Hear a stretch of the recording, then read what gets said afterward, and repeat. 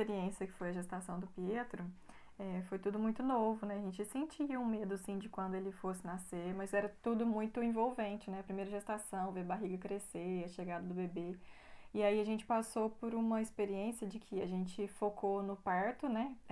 Pensou, preparou só para o parto, e aí a gente participava de 1001 rodas de gestante, onde falava sobre amamentação em livre demanda, cama compartilhada, isso não atrapalha o casal, isso é bom, a criança precisa de criação com apego, a criança precisa de ter tudo o que ela quer, e aí a gente foi nessa onda. E quando o Pietro nasceu, o Dr. Lucas ainda virou pra gente e falou, agora tá só começando. E aí a gente ainda deu uma risadinha, tipo assim, não, acabou, né? A gente conseguiu. O Que parto, ilusão. o parto aconteceu, a gente conseguiu o parto normal que a gente queria. No hospital ainda tava tudo lindo, né? Porque aí as enfermeiras cuidam da gente, a gente não passa dificuldade nenhuma, é comida na hora certa, só amamenta, né? A roupa tá suja ali numa sacolinha pra você levar pra casa, não tem nada de dificuldade, você não tem que limpar uma casa, nada. Chegando em casa que a gente foi ver o que que era realmente ter um filho, né?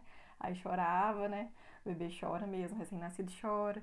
A gente não sabia como detectar nada ainda, não, era pai de primeira viagem, a gente não sabia que tipo de choro era para cada coisa, mas o que a gente tinha de diferente era a disposição e entender tudo aquilo e viver aquilo da melhor forma possível. A chegada dele causou um rasgo no nosso coração, né? Foi aquele amor imenso que a gente não conhecia, foi muito, muito bom e muito melhor até do que a gente imaginava.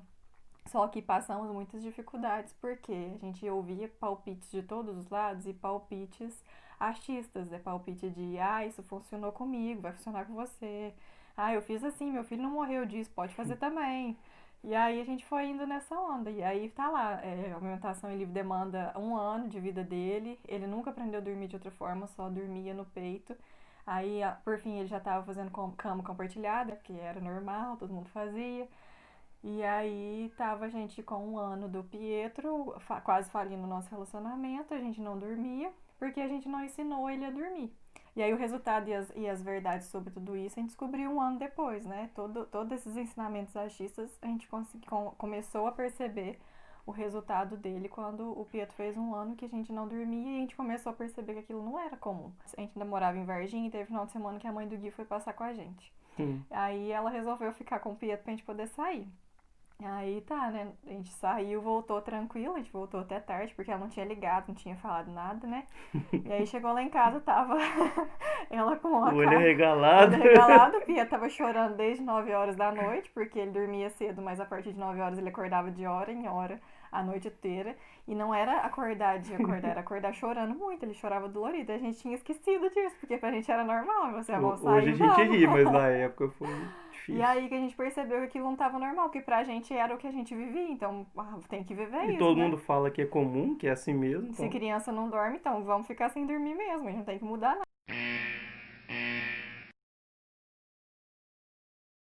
nada. Só que aí, pelo susto que ela levou por isso, a gente chegou Tadinho. assim, achando que tava normal, e ela ficou muito espantada com o que tava acontecendo, aí a gente caiu na real, falou, gente, isso não é normal. E a gente começou a pesquisar estudos científicos, e aí começamos a basear em experiências que deram certo, famílias que tiveram muitos filhos, o porquê que tiveram muitos filhos, porque a gente já tava querendo desistir de ter mais. E aí que a gente começou a estudar tudo, foi entender que tudo foi erro nosso. A gente não tinha conhecimento de nada, a gente estudou só pro parto, então pro parto a gente estava 100%, né? A gente não precisou estudar nunca mais pra parto, de tanto que a gente Eu estudou no aprendi primeiro cada ano. dom que vocês não imaginam. Agora, pro todo o resto da criação, de ensinar a dormir, de amamentação, até qual idade tem a livre demanda, depois você já pode começar a reduzir a mamada, principalmente à noite. Que o foco é o casal, não é a criança não é o centro da família, o centro da família é o casal. Criança é consequência, né? A prioridade é o homem e a mulher na relação, então sempre tem que ser o centro. E Uhum. aí isso que foi colocando a gente no eixo e fazendo a gente entender que a gente tinha feito tudo errado. É, e a gente se encontrava ali na beira de um abismo, né? Ou então a gente acatava aquilo e continuava achando que aquilo era normal, né? Que nós temos, quando nós temos filhos, nós temos 2, 3 anos sem dormir mesmo, que a vida é assim. Ou então a gente começava a aceitar também que o casal que não precisa ter um relacionamento tão grande, não precisa ter um vínculo grande, que a partir do momento que a criança nasce, a gente vive pela criança, o casal meio que morre, fica em segundo plano, que isso acontece com todo mundo. Mas são muitas consequências, né? O Casona, por exemplo, no casal começa a não se relacionar mais, não ter aquele vínculo afetivo, começa a esquecer daquela paixão do começo, começa um brigar com o outro, aí separa de cama, aí já não dorme junto mais, já não vê um filme mais, já não convive mais, já não tem toda aquela paixão e isso, as consequências são graves, né? Então a gente, diante daquilo tudo, nós começamos a lembrar do começo, né? Do começo do nosso relacionamento, de tudo que a gente propunha fazer, de sair do comum, que era nosso propósito, né? De não ser igual todo mundo estava sendo, né? Então a gente parou, pensou, falou assim, não, isso não é normal. Vamos começar a pesquisar, porque se tem famílias numerosas, é porque eles sabem como cuidar das crianças, né? Eles sim são pessoas boas para poder nos recomendar alguma coisa, para servir como exemplo de algo, para a gente ouvir algum conselho. Não é o mundo, né? O que o mundo está pregando, né? Porque o mundo prega muitas coisas, mas está todo mundo sofrendo, né? Então, será que está acontecendo? Então, foi nesse momento que a gente começou, né? Todo um estudo, toda uma dedicação de mudança de vida. Ali foi o ponto de virada na nossa vida. A partir do momento que nós começamos a ler que tem que ter uma rotina para criança, que tudo que você fizer durante o dia influencia na noite, que não é normal uma criança chorar uma noite inteira, não é normal uma criança chorar de noite, Acordar a noite acordar a inteira. noite inteira. Aí sim nós começamos a descobrir a forma correta.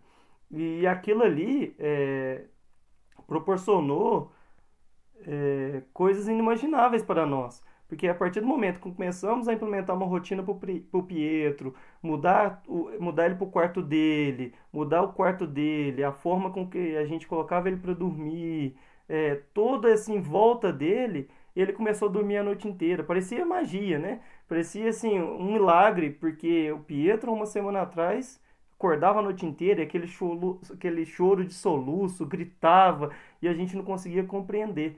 E a partir daquele momento ele começou a dormir uma noite inteira. Então a gente mesmo acordava meio que, uai, mas o que está acontecendo? Isso Acho não é que ele chorou normal. tanto que a gente esqueceu. É, Hoje tá tão cansado que a gente apagou e não viu ele chorar.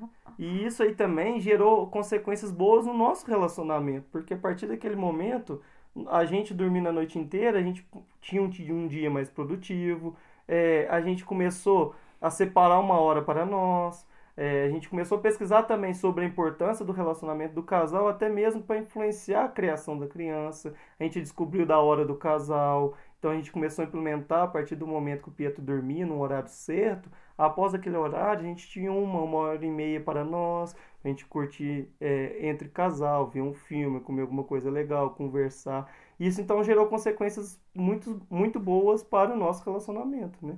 Então, depois do Pietro, né, a gente, na verdade, antes de casar, a gente tinha feito um curso do método Billings, que é um método de ovulação natural. Então, você reconhece todos os sinais do corpo para reconhecer a sua fertilidade. A nossa intenção dele antes de casar era para reconhecer o nosso ciclo e para usar ele de forma a potencializar a nossa fertilidade e engravidar o quanto antes, né? Pelo desespero de ter muitos filhos. O anticoncepcional, nenhuma outra forma contraceptiva aceitável por nós, por decisão nossa mesmo de ser aberto à vida, de não usar nenhum método hormonal e artificial.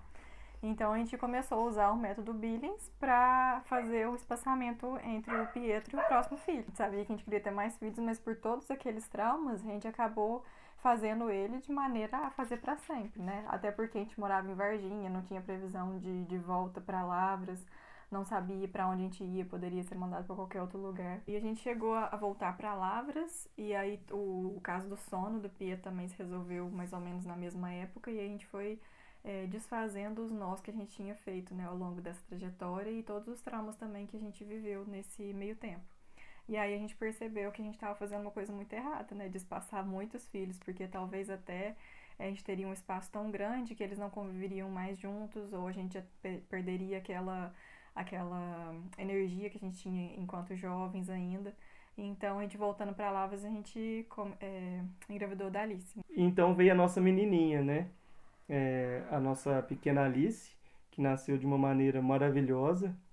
Eu peço até vocês para incomodar a Andiara aí no Instagram, no YouTube ou qualquer mídia social para ela contar o relato, fazer um relato de parto, né? do nascimento da Alice, porque foi algo assim surreal. Então é algo que foi assim indescritível. Ela nasceu na nossa casa, né, no nosso banheiro, com aquela banheira de parto. A Sempre gente foi um desejo, mas não era um parto domiciliar planejado. foi algo indescritível, uma sensação única, chega a ser surreal.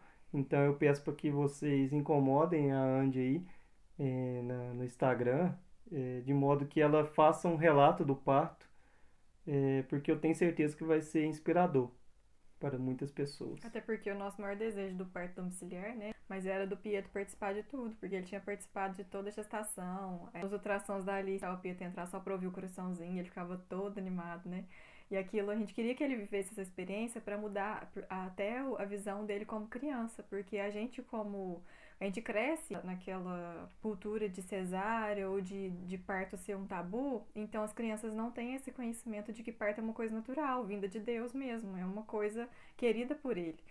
Todo o trabalho de parto foi querido por Deus, todas as contrações, todo aquele processo ali é uma via de santificação da família no total. Então a gente queria que o Pietro vivesse todo esse processo e visse como é a chegada de uma criança no mundo, né? Porque ele viu a barriga grande, depois me ver voltando de um hospital já com o bebê no colo, a barriga menor. Então aquilo não faria sentido na cabecinha dele até ele ter o próprio filho. Então o nosso desejo para os nossos filhos é que eles vivam esse parto em si e vejam como acontece tudo. E de maneira muito inocente, porque a cabecinha deles é incrível, né, nessa inocência. Então, quando a Alice chegou, a gente tinha o receio ainda de como vai ser com 2 filhos, como é que vai ser a reação do Pietro na convivência do dia a dia, como que a gente vai lidar com o ciúme que é natural, né, porque ele está acostumado a ser filho único, e aí chega um outro ser que toma totalmente a nossa atenção. Assim, essas dificuldades com gestação, com cuidar do bebê, banho, curar umbigo, tudo isso a gente sabia que a gente não teria. A gente estava até ansioso para viver a parte do sono, porque a gente queria aplicar tudo que a gente aprendeu com os estudos e aplicou com o Pietro já à tarde, a gente queria aplicar com ela desde nova para a gente saber como seria e saber que a gente era capaz de fazer diferente, né? De ter uma experiência boa. Então, quando ela chegou mesmo, no começo é inevitável ter dificuldade, porque é um recém-nascido, demanda muita atenção, são muitos cuidados, é, ainda acorda muito, né? Porque é natural do recém-nascido, ele tá ali num ambiente quentinho, quietinho, e aí ele vem para um ambiente seco, totalmente barulhento, com tudo que é diferente, vozes diferentes, né? Luz, tá tudo coisa que o recém-nascido não é desacostumado. Então, esse comecinho realmente é uma adaptação para a família e para o bebê principalmente. Essa fase é inevitável de ter uma dificuldade, né? O cansaço é real, porque puerpério mexe muito com o hormônio. Eu, particularmente, passo muito mal no puerpério, porque acho que por ser sanguínea e as emoções serem muito intensas, então eu vivo muito intensamente tudo que é hormonal. Então, meu puerpério, eu chego a achar que eu vou ficar doida definitivo, assim. Eu acho que aqueles 30, 40 dias nunca vão passar. Eu acho que vai acabar aqueles 40 dias e eu vou ficar com aquela sensação de loucura a vida inteira. E, na verdade, não. Passa esses 40 dias e parece que eu tô nova, que tô outra pessoa. E aí, eu percebo o quanto nesses 40 dias eu me modifiquei, porque como eu vivo muito intenso esse processo, o Gui até sofre muito, porque ele tem que lidar demais com essa mudança, Acontece. mas eu percebo que eu consigo me modificar muito. E aí a gente vê o quanto é diferente, né, a chegada de um segundo filho, aquela coisa de vai ser difícil com 2 filhos, a gente acaba vendo que não é tão difícil assim. A gente conseguiu lidar bem com o Pietro, principalmente o Gui, né? Porque como eu tava mais ligada à Alice, que era recém-nascida, a mulher normalmente fica mais ligada com o que é mais frágil, né? Então o Gui deu todo o apoio pro Pietro, dava muita atenção, brincava muito com ele, explicava, sentava com ele, explicava que a Alice era recém-nascida, que precisava de mais atenção. E todo esse diálogo é muito importante, porque a criança por mais que a gente subestime a inteligência e a capacidade delas de entender, eles entendem muito. Tudo que a gente senta e conversa com eles, eles conseguem entender. E a gente usou muito isso quando a gente foi ensinar o Pietro a dormir. Quando a gente foi colocar os métodos em ação com ele, a gente explicava que é hora de dormir, que o sol vai embora, é hora de deitar e dormir, que a gente pode acordar quando o solzinho acordar também. Então tudo a gente ia explicando pra ele. E nesses livros que a gente leu sobre o sono, mostrava a gente fazer isso desde recém-nascido. Então, com a Alice, a gente apresentou a casa para ela, apresentou o Pietro, falava que a gente era mãe, que o Gui se apresentava, falava que ele era o pai, todo mundo que vinha, a gente se apresentava para ela. A gente sempre tentou não fazer as coisas mecânicas, até na hora de trocar uma fralda, você explicar pro bebê, ó, vamos trocar a fralda, vamos tirar a roupinha, vamos limpar, vamos trocar, para aquilo não ficar uma coisa mecânica e o bebê, mesmo que não parece não corresponder, ele sente que aquilo ultrapassa um pouco o limite do corpinho dele. Ele começa a reconhecer, ali a partir dos 3 meses de idade, a criança já reconhece que o corpinho dela é dela, que já não é parte nossa, ele já consegue compreender que ele é um outro ser humano. Então, tudo que a gente explica para a criança fica mais fácil dela entender e a convivência, no geral, fica melhor também.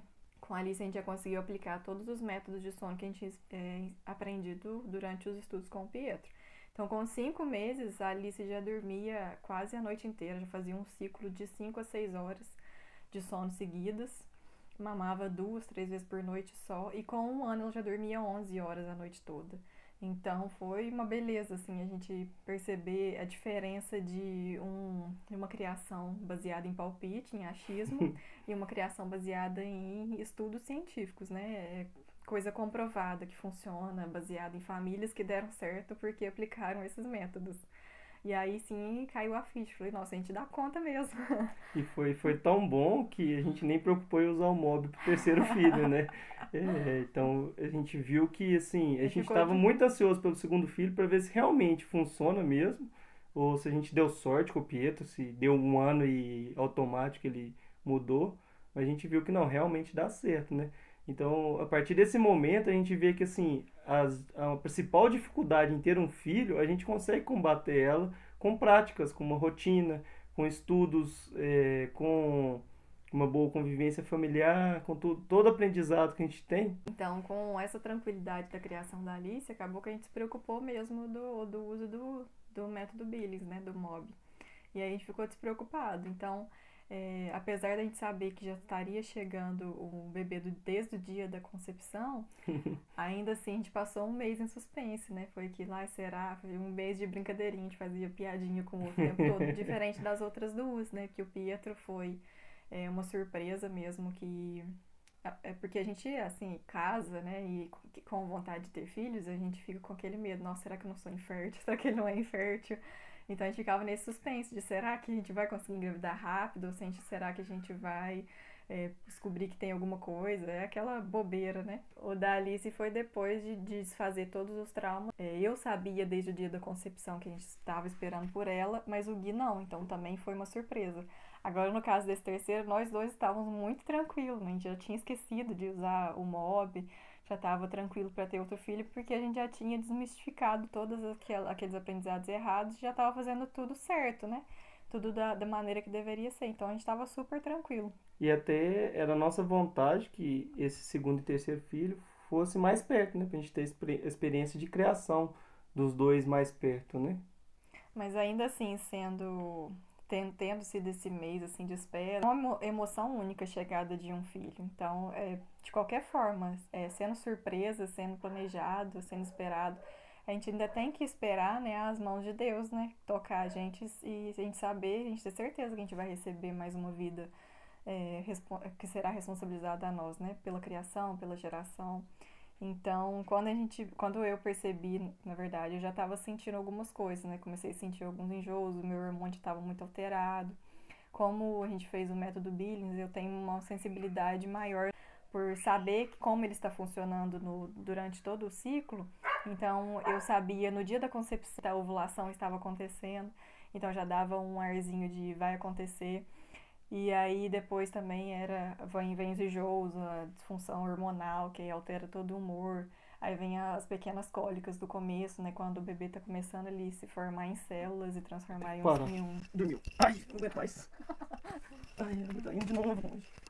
Então, a emoção da descoberta dos 3 filhos com certeza é diferente, né? São momentos diferentes da sua vida, são momentos distintos que você está passando, são emoções diferentes, não tem como, né? No primeiro é aquela emoção de assim, poxa, enfim, eu vou ter um filho, é um sonho realizado, tira muitos medos que a gente tem, né? Que a Indiara mesmo citou, se a gente vai conseguir ter filho ou não, porque é algo que a gente sempre sonhou, tira todas essas coisas ruins do coração, né? E acaba sendo uma experiência única, porque querendo ou não é o primeiro, né? Então, assim, eu confesso que até chorei. Lembro de tudo que a Indiara preparou lá em casa, acho que até tem vídeo, né? Sim. E foi algo sensacional. Do segundo filho, da mesma forma, né? Apesar da gente tá planejando ter um segundo filho, eu não sabia que ele estava por vir. Então, foi a partir do momento que a gente decidiu que teríamos o segundo filho, eu parei de acompanhar um pouco o Mob, né? E acabou que foi uma outra surpresa também. E foi algo sensacional. E cria aquela expectativa, e agora já vê o menininho, será que enfim vai vir a menininha do papai? Não vai, se vai ser outro menininho. Então foi algo muito bom também. E o terceiro, eu acho que é um mix de emoção. E a principal dela é de gratidão, porque a gente olha por tudo que nós passamos, olha por todas as dificuldades, olha por tudo que estamos vivendo hoje e diante disso tudo, Deus confiar a nós mais uma vida é uma bênção muito grande.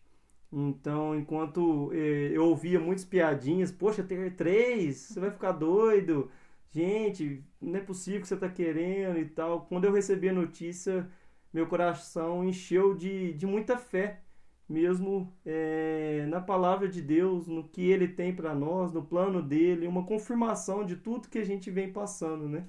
Então, se mesmo depois de 2 filhos ele confiou mais uma vida a nós, então é porque nós somos capazes de cuidar, de criar. Então é uma gratidão por tudo isso. Então a gente conta com o apoio de todos vocês. Estamos aqui falando, né, da alegria nossa em ter mais um filho, um terceiro filho com menos de 30 anos. E é dessa forma que a gente deve ver quando a gente sabe de que está vindo uma criança, né? Essa alegria que devemos ter, né? Bem,